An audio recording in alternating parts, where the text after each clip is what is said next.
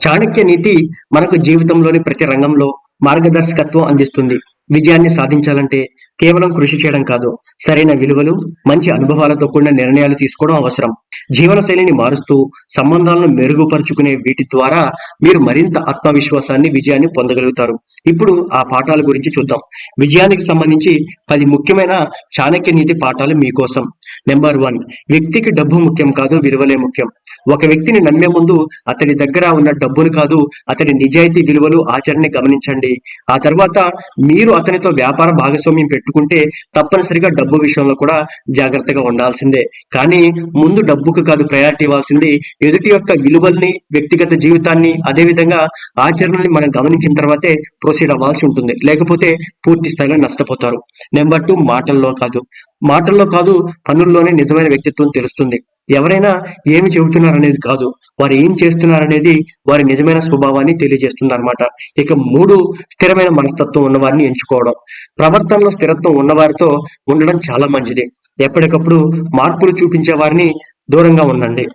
Number 4, నమ్మకానికి వమ్ము లాంటి వాళ్ళని మనం వమ్ము చేసే వాళ్ళని ఎట్టి పరిస్థితుల్లో కూడా వాళ్ళ దగ్గరికి తీయకూడదు.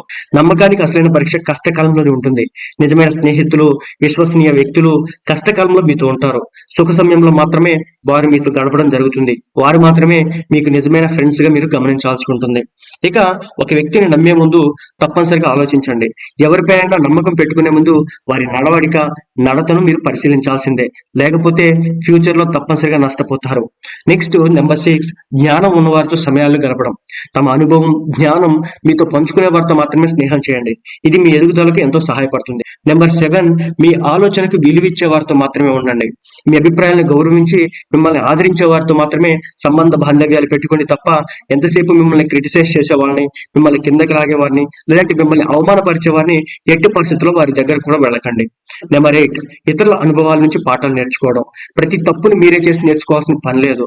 అందుకు మీకు సమయం కూడా సరిపోదు. కాబట్టి ఇతరుల అనుభవాల నుంచి కూడా వాటిని మీరు గ్రహించి పాఠాలు నేర్చుకుంటే కనుక జీవితంలో ముందుకెళ్ళొచ్చు. అదే విధంగా మీ యొక్క రహస్యాలను ఎవరికి చెప్పకండి. మీ రహస్యాలను మీ వద్దే ఉంచుకోండి. ఎవరితోనైనా వాటిని పంచుకోవడం వల్ల మీకు ప్రమాదం దారితీసేదానికి అవకాశం ఉంది. కొంతమంది వ్యక్తులు మీ ముందు బాగానే నటిస్తున్నప్పటికీ మీ వెనకాల గోతులు తవ్వుతూ ఉంటారు.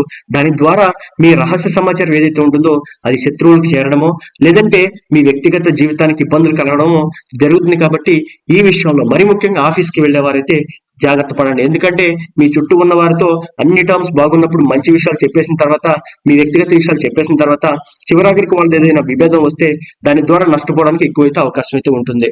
నెక్స్ట్, పుట్టుక కాదు పనులే వ్యక్తిని గొప్పవాడినిగా చేస్తాయి. ఒక వ్యక్తి గొప్పతనాన్ని నిర్ణయించేది అతని పుట్టుక కాదు, అతని చేసే మంచి పనులు మాత్రమే. కాబట్టి నిరంతరం మీరు ఎప్పుడు కూడా ఎవరికైనా సాయం చేసేటటువంటి వ్యక్తుల్ని మీరు ఫాలో అవడం ద్వారా దాని నుంచి మనం మంచి నేర్చుకుంటామే తప్ప చెడు నేర్చుకోం. కాబట్టి ఎవరికైనా ఎప్పుడైనా నిత్య సాయం చేసేటటువంటి వ్యక్తులతో ఫ్రెండ్షిప్ చేస్తే మంచి మీకు కూడా కలుగుతుంది.